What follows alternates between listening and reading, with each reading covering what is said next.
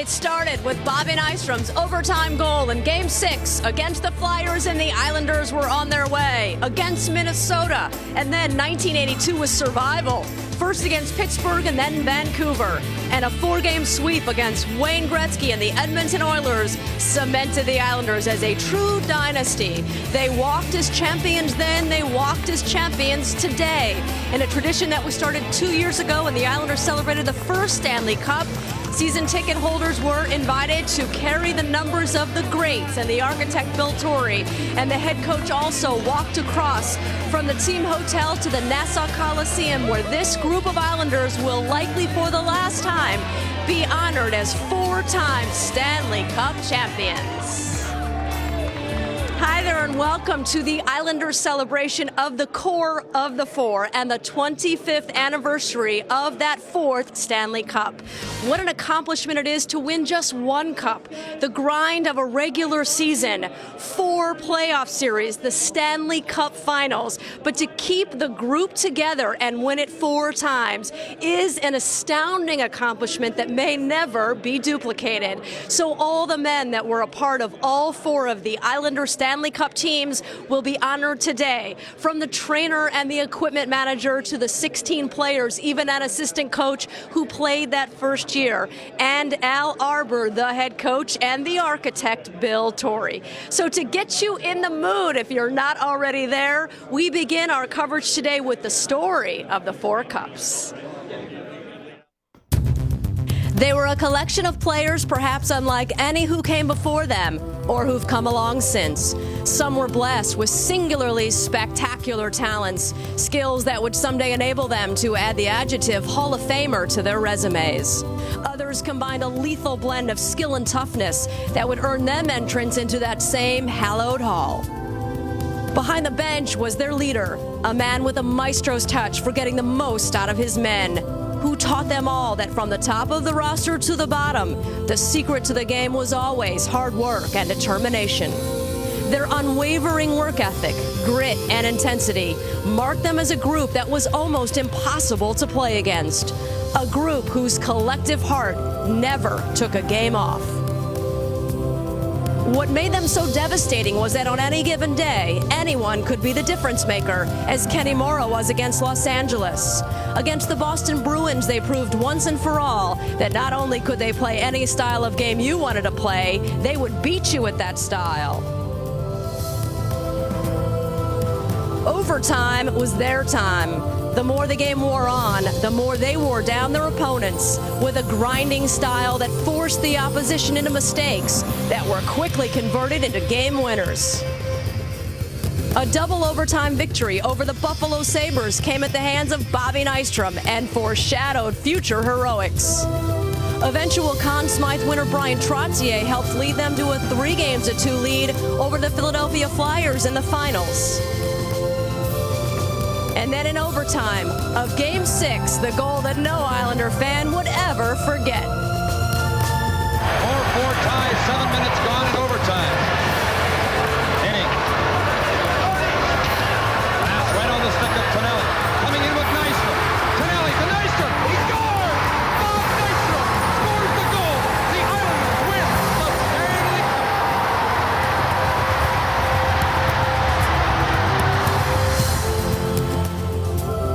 The following year brought a quarterfinal showdown with the young superstar, but his Edmonton Oilers went down to the defending champs in 6 games.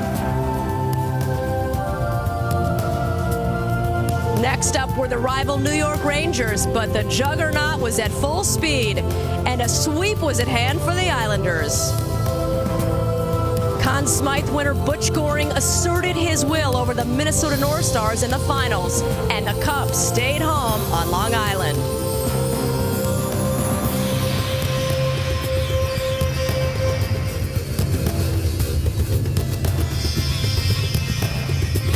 '82 brought the biggest scare to the Islanders dynasty in the form of a near first-round upset by the Pittsburgh Penguins.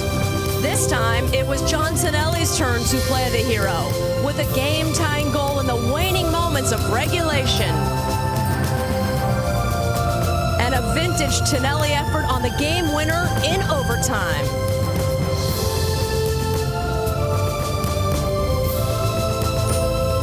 Mike Bossy made the finals against Vancouver his own personal showcase, with goals that were miraculous and some that were just typical Bossy sniper shots, as the Isles swept Vancouver for cup number 3. The trail to the 4th cup would pit the Isles against the Edmonton Oilers in the finals. Nystrom and Tonelli proved that they hadn't lost their lethal touch. Bossy continued to set goal-scoring marks with 17 playoff goals. And Billy Smith shut down the vaunted Oilers offense to win the Conn Smythe. When it was all over, 16 players had shared the experience of 16 straight playoff series victories and an improbable 4 straight Stanley Cups. 16 men with one guiding hand had persevered through everything their opponents had thrown at them and arrived at a moment in hockey history that is unlikely ever to be repeated again.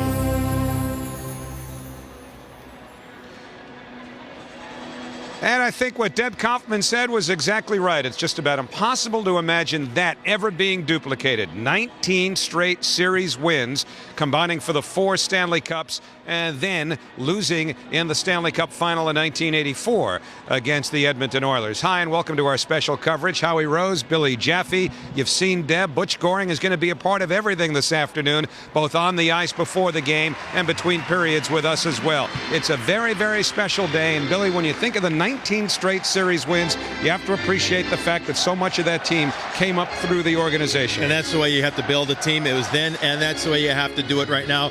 An incredibly special run. I remember watching them in Chicago. So much respect for that organization when they were on the run. And who better to MC the core of the 4 but Jiggs McDonald?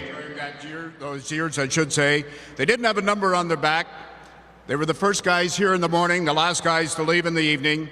And both of these gentlemen have been inducted into the respective halls of fame for athletic trainers and equipment managers. They were the best in the business. The athletic trainer, Ron Waske, and the equipment manager, Jimmy Pickard.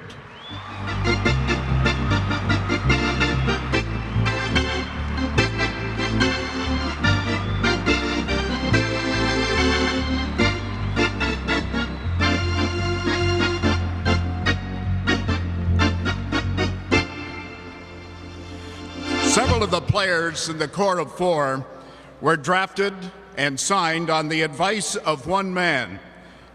Longtime scout, he'd played in the National Hockey League and then came to work for the New York Islanders and found so many of these guys who were prospects at the time but went on to be members of the core of the 4. Ladies and gentlemen, Earl Ingerfield.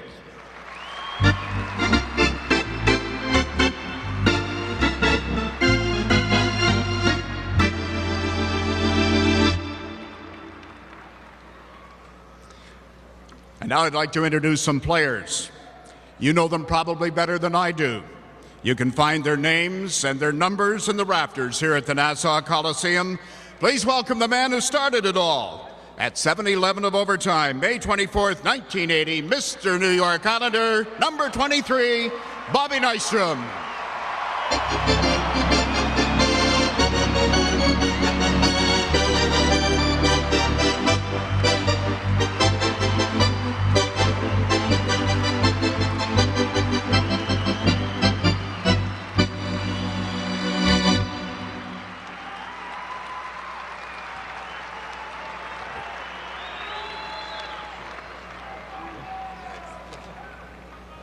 This next player was the premier power forward of his generation.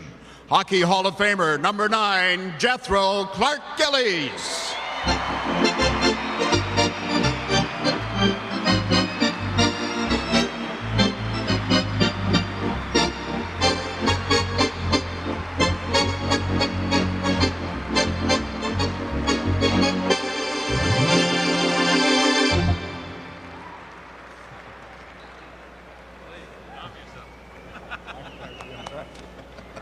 This next player, you could say, was a pure goal scorer. He had 9 straight seasons of 50 or more goals, 573 in all. The Islanders' all-time leading goal scorer, Hockey Hall of Famer, number 22, Mike Bossy.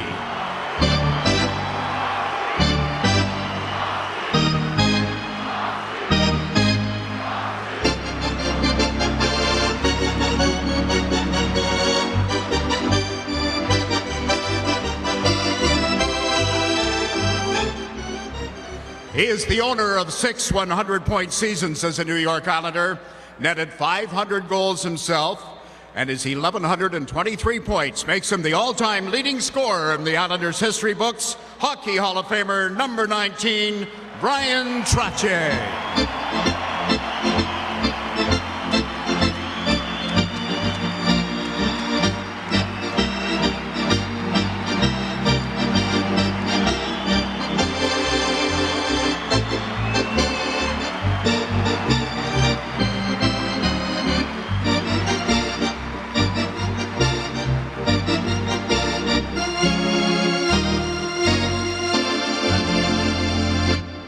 And you all know this player.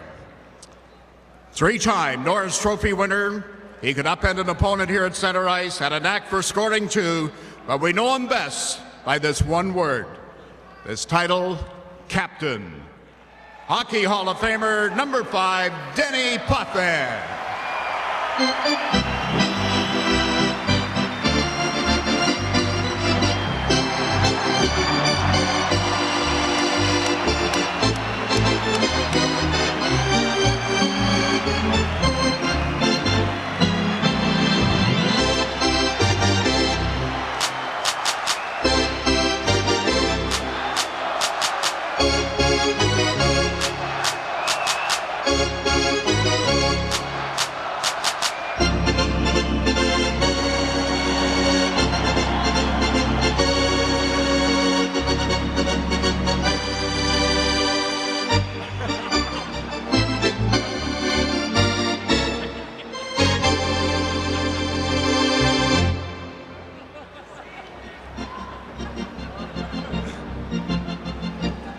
Good afternoon, ladies and gentlemen.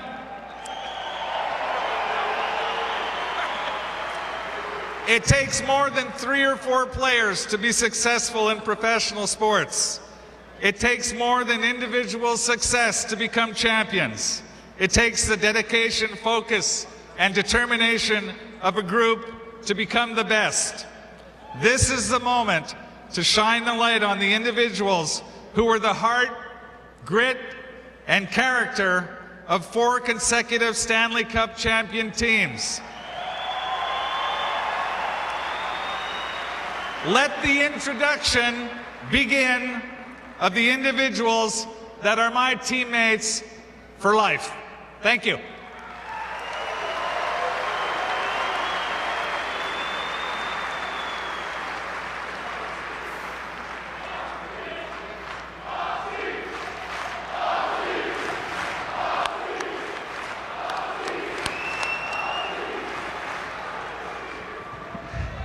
Good afternoon, everybody. It's a great pleasure to be here.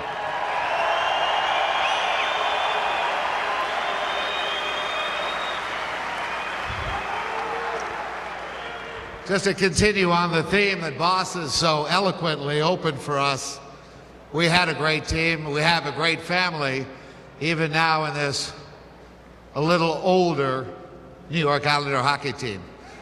I have the great pleasure of introducing a defenseman that joined us in 1979-80. As you know, it was a time where we needed some strength. We needed some determination. He first came to training camp. Dave Langevin was a man mountain.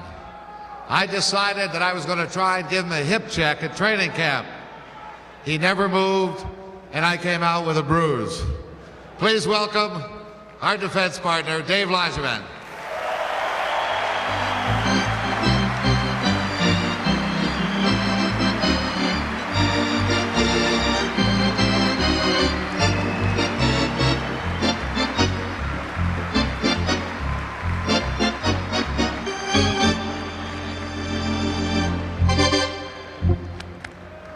Well, I tell you what, on the same theme, another defenseman, a little different than Dave, but it was his partner.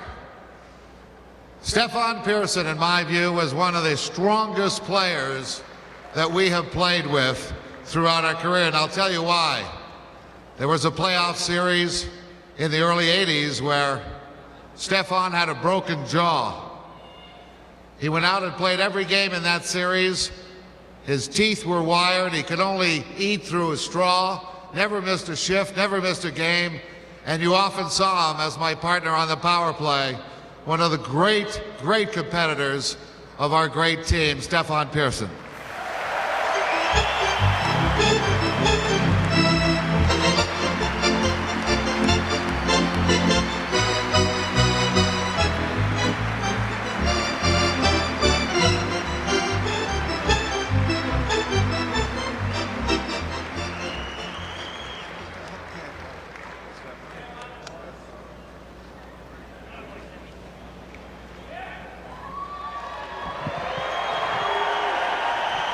Hello there, Islander fans. Thank you again for all your support. It's great to be back in the building. The next player played 6 seasons for the New York Islanders. He was the ultimate teammate. He was tough and he was gritty, and he would protect teammates from any and all opponents. He made it impossible for the other players to stand in front of our net. He would hit you, he would hack you, or else he'd run over you. And he added a dimension to our team that was sorely needed after our playoff losses in '78 and '79. Ladies and gentlemen, please welcome number 24, Gord Lave.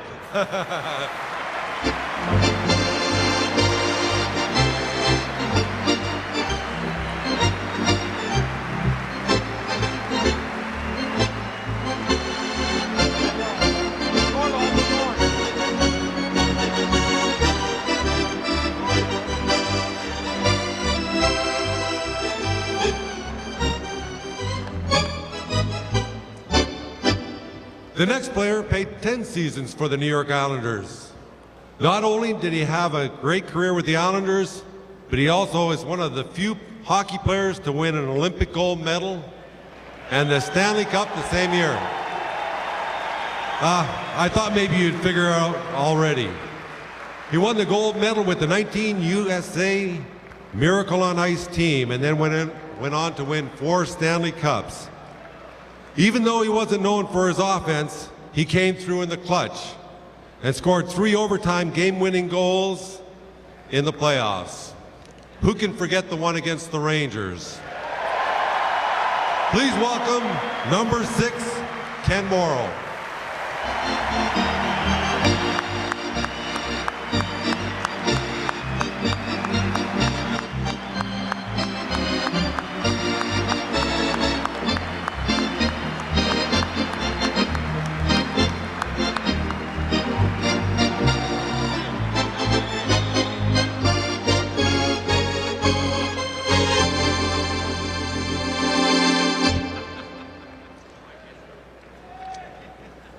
The next player played 6 seasons for the New York Islanders. He had all the skills. He was incredibly fast and had great moves. He was a member of the fastest line in the league, the potent KGB line with Bob Bourne and Butch Goring. His offensive skills helped him score 22 goals and 36 goals in his first 2 NHL seasons. He was also a penalty-killing specialist, and still is the Islanders' all-time leader in shorthanded goals. Let's give a New York welcome to number 28, Anders Keller.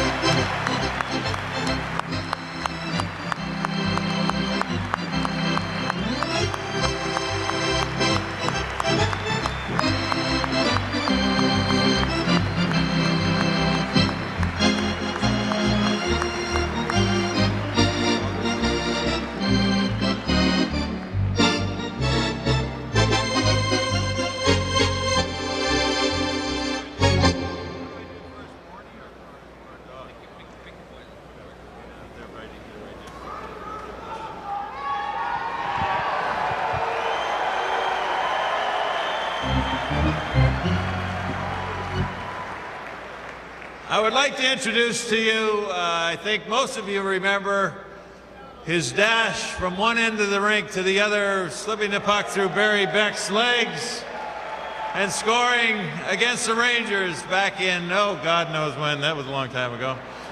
A great friend of mine, and I believe part of one of the greatest left sides a hockey team has ever had, number 14, Bobby Bourne.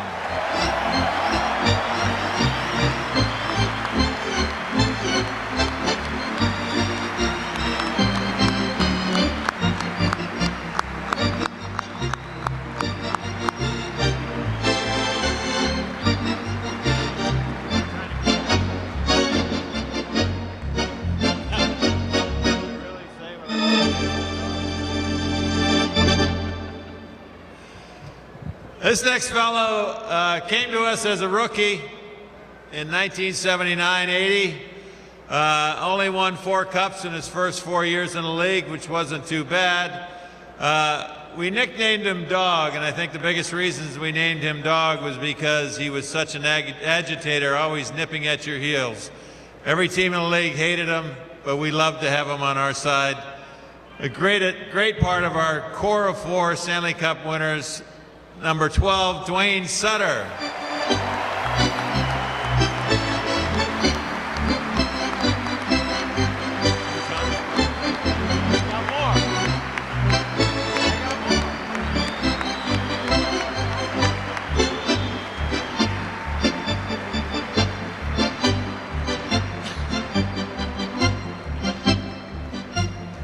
And finally, he was small in stature but relentless in effort. Our last teammate was the tireless worker, the man for every situation, and the last piece of the puzzle that made us who we are. We all remember him for his helmet, and we'll never forget the player, number 91, Butch Goring.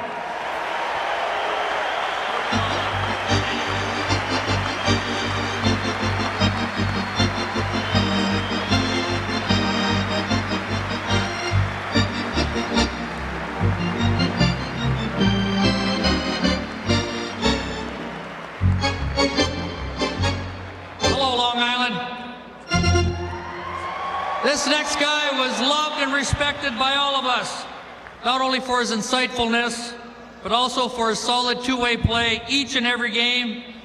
He started the play to our first of 4 championships, Henning to Tonelli to Nystrom, and continues as one of the best people in the business today, our ever-popular teammate number 10, Lauren Henning.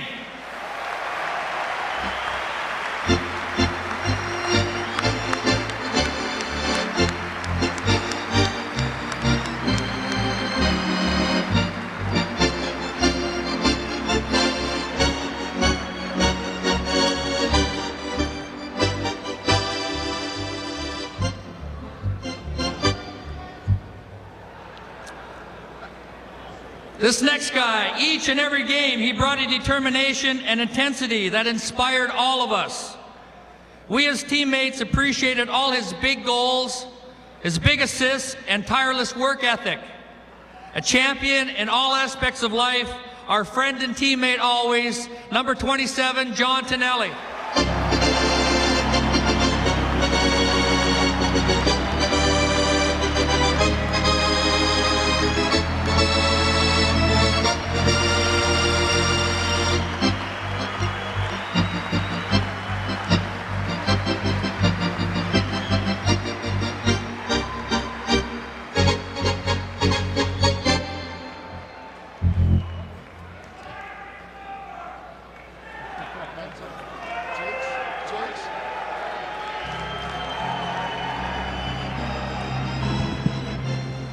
I'd be very remiss if I didn't remind you there was a number 11, Wayne Merrick, who is not able to be with us today because of a prior commitment, and also number 31, Billy Smith, who last night played his 3rd game, I think, in 5 nights.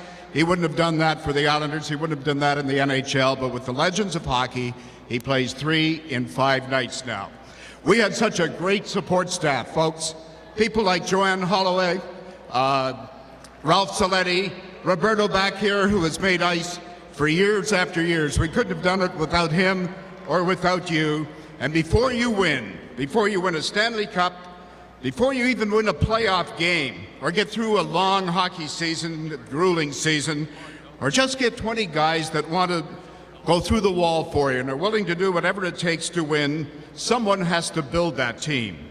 One you know is the architect, the other you know is the coach. Please welcome Bill Torrey and number 1500, Al Arbor.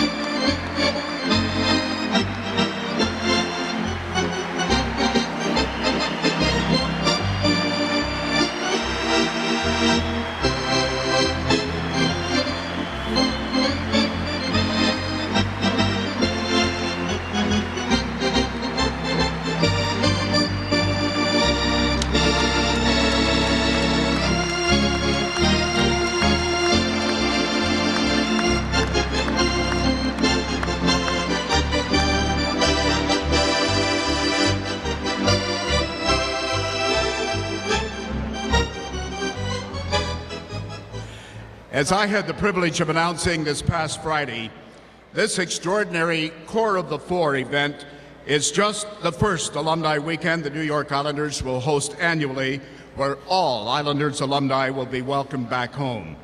When you have a history as rich, and I might add a future as bright as this New York Islander franchise, you always take time with your fans to remember. When we say we are all Islanders, that truly means everyone. Ladies and gentlemen, these gentlemen here are your New York Islanders Core of the Four.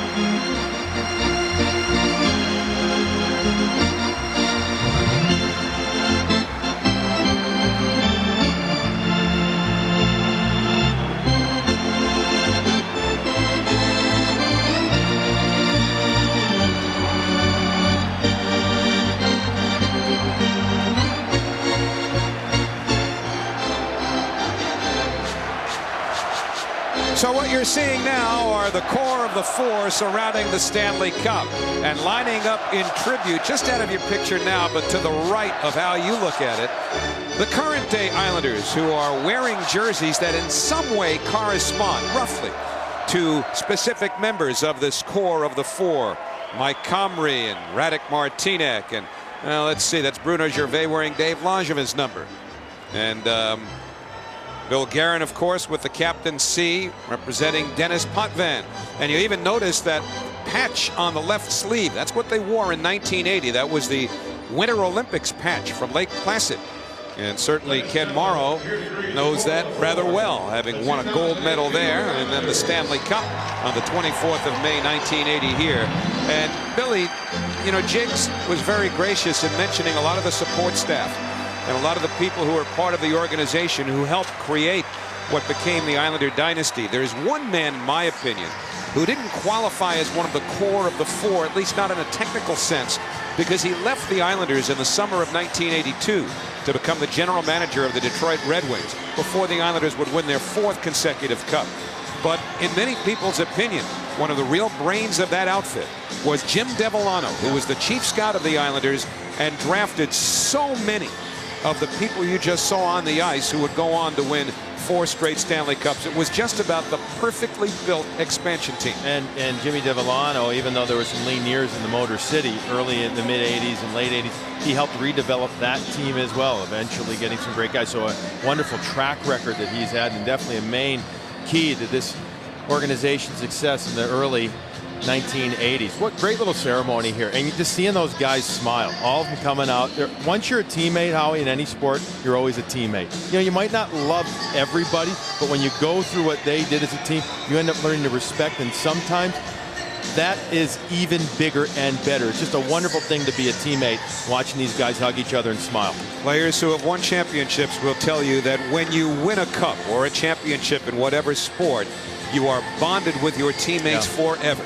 And today is a perfect example of that. The ultimate bonding experience came right here. 7-11 of overtime, May 24th, 1980.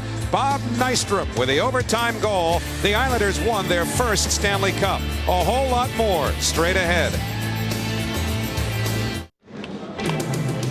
This week, the Islanders hung up 9 plaques on the Wall of Fame, which soon will go into a Hall of Fame to honor their Islander greats. Bob Nystrom, Mr. Islander, has his own plaque now on the wall. Welcome back. This is the 25th anniversary of the last of the 4 Stanley Cups, which means it's been almost 30 years since the first Stanley Cup. It is hard to believe that one goal changed the course of this Islander franchise, but indeed, one goal changed the course of hockey history. I dreamt about it and thought about it a lot. I mean, even from the standpoint of being a hero you know, like being a police officer or a fireman or saving somebody. I mean, I always wanted to be a hero. So when you're put in that situation, you know, it's a thrill of a lifetime. Checked by Goring. Gillies jumped it in. 4 seconds. It's going to be overtime. The tension will continue until one goal decides this one. We were pretty down. I mean, we really were down after the third period because we were congratulating each other after the second. I personally went back into the stick room. I always used to sit in there. And, you know, the funny thing was I went and bought a scalpel. And I tell this story, people think I'm crazy, but I was just sitting in there just kind of biding the time, you know, like it's very tough to just sit, you know, and just wait. So I was in there and I was actually carving you know, just a chunk out of my stick. And I said, you know, this is going to be my winning goal. I'm going to win this, you know. And I'm sure that everyone else thought the same thing because that's kind of the attitude that we have. And then I heard in the locker room, who's going to be the hero? And that was another thing that always happened. Who's going to be the guy that's going to win it? And everyone would chime in, hey, I'm going to win it, I'm going to win it, I'm going to win it. You know, we believed that we were going to win. And you know what? We always had a saying, hell bent for leather. Let's go at them, let's get this over with.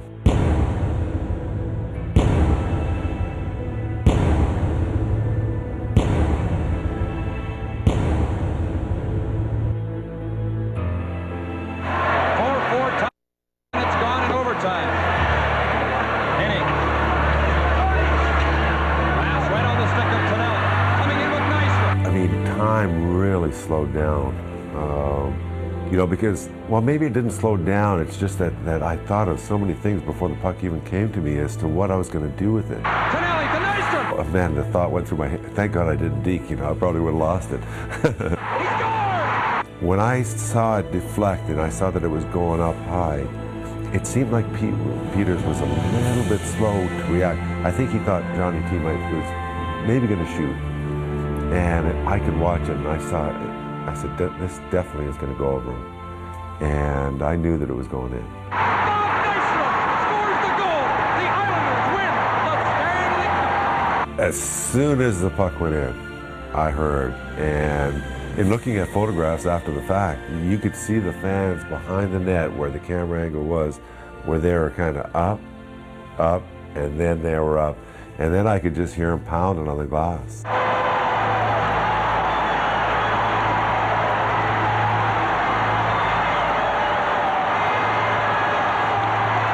That's one of the beautiful things about overtime is that when the puck goes in the net, it's done.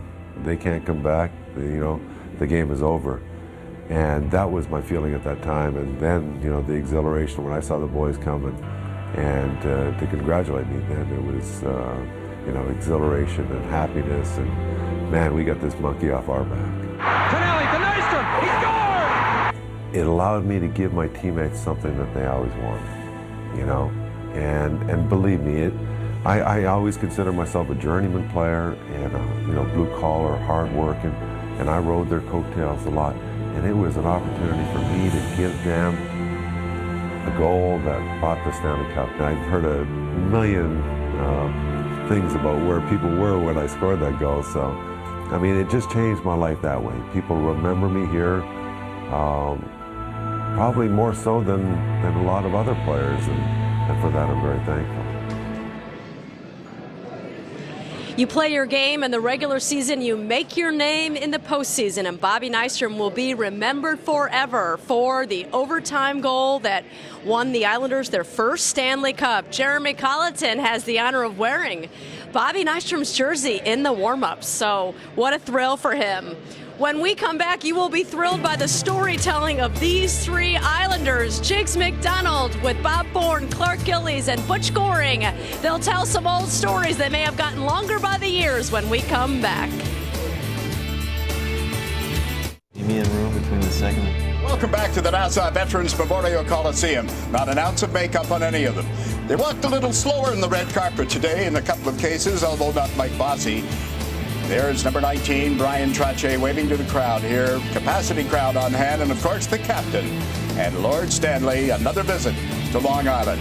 I'm James McDonald. Welcome to our studio here at the Nassau Coliseum. 3 of the members of the core of the 4 have joined me. You know Butch Goring, of course, from Islander telecasts on a regular basis. You also know Clark Gillies, I'm sure, and all the way from Kelowna, BC, to be with us today, number 14, Bobby Bourne. Friday night, a bunch of us got together and we were just talking, and that's what we're going to do today. You were thrown under the bus, Mr. Gillies. Didn't get a chance to defend yourself. We were asking, what happened to the cup? After it was won, it's carried off the ice, dressing room. Where did it go that night?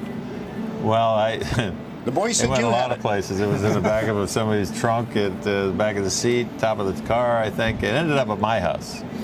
And I think around the story I think you're getting at is about 5 o'clock in the morning. No, I'm not going to anything. But now that you mentioned it. Thinking about going to sleep, and my dog was looking at me with kind of I had a big black German Shepherd, and he was looking at me kind of forlorn, and I said, I know what'll make him happy. So I took out a thing of kennel rash, and I put it in the top of the cup and let him eat out of the cup. So that was one of the things. And then I don't know where it went after that, but it got bounced around pretty good. Yeah, it sure did. And as everybody has said, the catalyst, the guy who came, Bobby, to put this whole thing together. And there was some reaction when the trade was made with Los Angeles. They thought the Islanders were trying to get younger, not older, and they brought in Butchie. I know. It's a story we still can't figure out, but it worked out pretty good, Jigsy. Yeah, it did. Now, you guys are too young. You would have never seen him play junior out west, right? No, I never.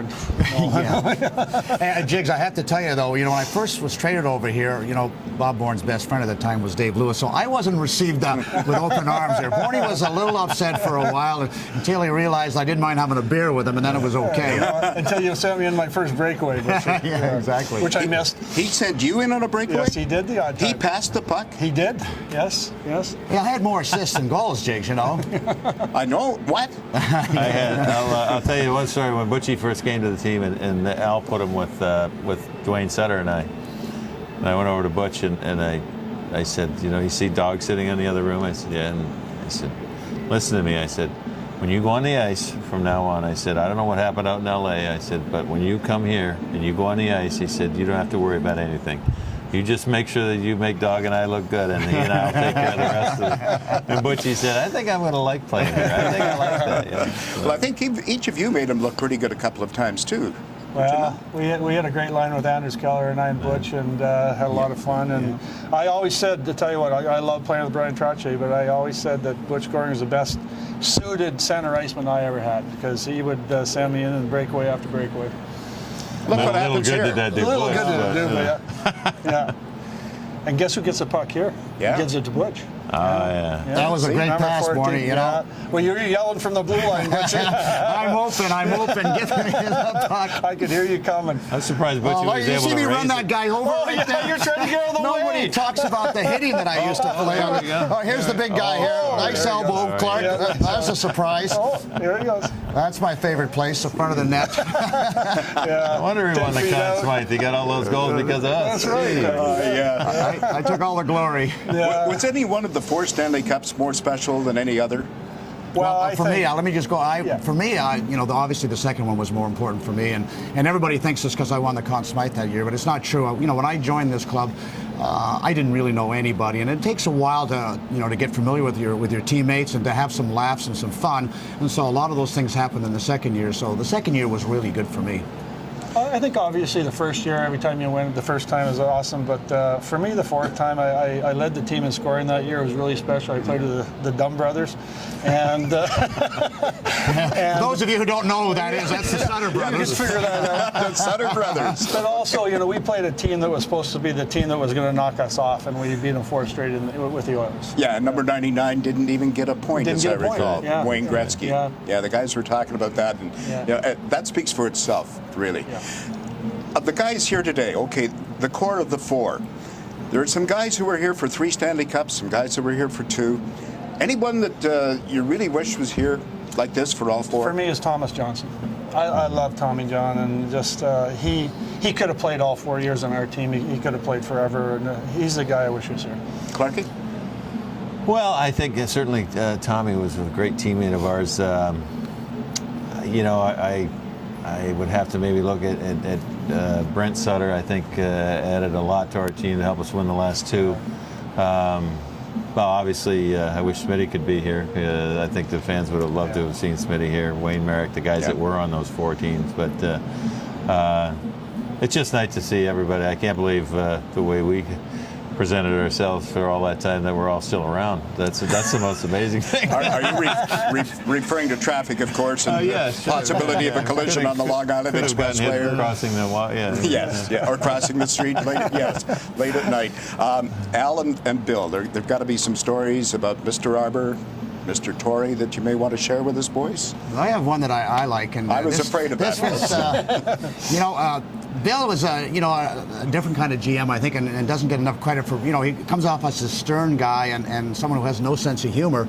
And actually he does, and these guys will laugh because they were around for all of Dennis Potvin's, initial years. But the one I laugh at is a Christmas party, and Dennis hadn't been playing all that well and a lot of turnovers in his own end. And we had a Christmas party, and Bill Torrey called up Dennis and said, "Dennis, I know you've been really struggling." He says, "Here's some cough medicine. Maybe you'll stop coughing up the puck." And so only a GM could do that, and only Dennis could take that. I mean, that was, I think, the camaraderie and the spirit of the hockey club. Stefan Persson told a story the other night about Al having some biscuits, something in the dressing room he thought was like a brownie, and it turned out to be a dog biscuit because they were playing like dogs. There's lots of stories about that. The egg story? Yeah, the egg story where he had put an egg in each one of our lockers, and he said, he came in and everybody says, "What is the egg in my locker for?" And he said, "Well, I bet the way you guys played last night," he said, "if you put those eggs in your pants tomorrow night," he said, "I'll bet you come in here after the game and none of them will be broken."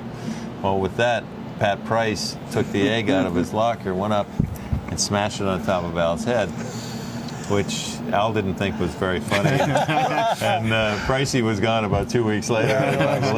Borny already knew that Al didn't have a sense of humor. Oh, man. What did you do to him? Oh, there's lots of stories, but the couple of the ones I remember the best is, when you go out to practice, we're always given a different colored vest or a jersey to play on a certain line with, and I bounced around from line to line. I mean, Butchie and I played together for quite a while, but I was getting frustrated one year, and we were up in Edmonton, and so I told Jimmy Pickard to make up a vest with the 4 different colors on it. And so I come out on the ice, and Al sees me, and we're skating around just before practice, and there's dead silence up there, and he comes up to me, and he whispers in my ear, he says, "Get off the ice." And I says, "Al, come on." He says, "Get off the ice." But Al was great because another Edmonton story was my brother used to go up there all the time, and he'd always bring a 40-pounder of rum and 40-ouncer. Yeah, 40-ouncer. The uninitiated, And I got on the ice, and we were up all night, and I got on the ice. We had an early practice, and Al came up to me again, and he goes, "Hey, Borny," he says, "you're not feeling very well." And I says, "No, Al, I feel great." I was trying to say, "You feel great." And he goes, "No, you don't feel very well. Get off the ice." Nobody here ever broke curfew or had the misfortune of running into Al in the lobby maybe 5 minutes after 11 or... The one time. Oh, did you? Oh, yes. Remember that, Clarky? No, you don't remember. Oh, yes, you were. I wasn't with you. You were by yourself. No, my last Don't year. throw me under the bus. And you don't remember the story. My last year, and Clarky's too. That's probably why it was your last year. We were in St. Louis in the Marriott there. There's a bar at the top of the hotel, and so and Clarky and I and Bobby weren't dressing the next night. And we all says, no, this ain't going to happen. So around 11:30 at night, we all meet in the lobby, go up to the hotel, and we drew straws to see who was going to look in the bar. The bar was off to the left. I do remember that. And so the elevator I lose. The elevator opens up, and I look around, and Al's sitting right in the corner of the bar. And I look at him, he goes... So I walk over, and he says, "Where's your buddies?" And I said, "Oh, they're probably in their rooms." He says, "Borny, go get your buddies off the elevator." And so I go to the elevator, pull the guys off, and it was one of the nights where Al bought us some beers. It was an unbelievable night with Al. I don't mean to be real serious, but I'm just, in your minds, can something like you guys accomplished be done again in today's game with free agency and salary cap, everything else? I don't think so. I mean, you look at what's happened as far as player movement over the last few years, the last 5, 6, 10 years. You have success, you win a cup, and then if you're anywhere close to being a free agent, they tend to go for the highest dollar to another team. So it's to keep what we had together for 4 years would probably cost you about $100 million or $150 million to keep it together based on today's price. Do you know what the payroll was? 1980s team, the team that won the first Stanley Cup? No. Bill Torrey told a story this morning at a breakfast thing that we were attending. $9 million was his total payroll, folks. And it went to $13 million. By the time they'd won the fourth, it had gone to $13 million. There are guys in the league making $9 million for a season, right? And that probably was only for most of 2 guys that were getting all the money. On that particular team? I got to thank, this has been wonderful. Butch Goring, Clark Gillies, Bobby Bourne. Memories.